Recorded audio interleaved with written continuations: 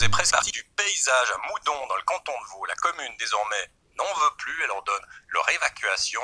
La facture de plus de 3 millions de francs sera envoyée à l'association propriétaire des véhicules. Une drôle d'histoire que nous racontent Pascal Defrance et Hugues Buchard. Ce spectacle, Moudon n'en veut plus.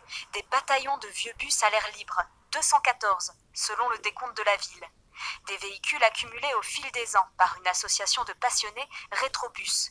Ils sont stockés sur 3 parcelles privées. La commune a exigé leur évacuation en début d'année, mais rien n'a bougé. Alors aujourd'hui, la ville annonce qu'elle fera elle-même le ménage. Nous allons faire évacuer les bus par une entreprise de la place qui nous a fait un devis qui se monte à 3,5 millions avec évacuation et gardiennage. Et puis nous avançons les frais et après, bien sûr, il faut qu'on puisse se retourner contre Rétrobus pour récupérer ces frais. L'association Rétrobus a 30 jours pour faire recours et elle dispose d'une année jusqu'en septembre 2020 pour récupérer les bus évacués avant leur destruction.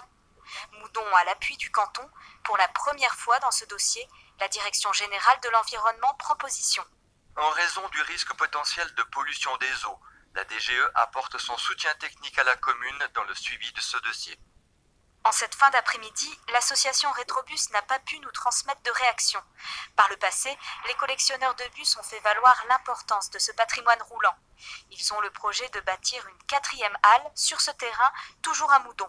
Selon eux, cette solution libérerait de l'espace sur les autres sites.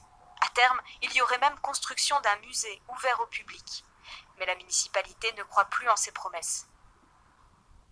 Pascal Defrance, on voit bien derrière vous ces bus. Parfois, ça ressemble à une sorte d'installation d'art contemporain. C'est assez impressionnant. Est-ce que l'association qui les reçoit, ces bus, a réagi ? Oui, ce soir, elle a réagi, mais elle ne s'avance pas beaucoup pour le moment. Elle dit ne pas avoir encore lu la notification officielle de la commune. Elle attend le 1er octobre pour s'exprimer. Au départ, c'était pourtant une jolie histoire. A priori, il n'y a pas eu d'argent public, mais l'association a séduit jusqu'à la loterie romande qui a donné 850 000 francs jusqu'en 2012. Depuis, le vent a tourné. La loterie indique qu'en 2017, elle a reçu une nouvelle demande de financement de la part de l'association, cette fois-ci refusée. Du capital sympathie, il en reste peut-être encore du côté des adhérents de cette association, mais chez les autorités, la confiance semble rompue. Merci beaucoup, Pascal.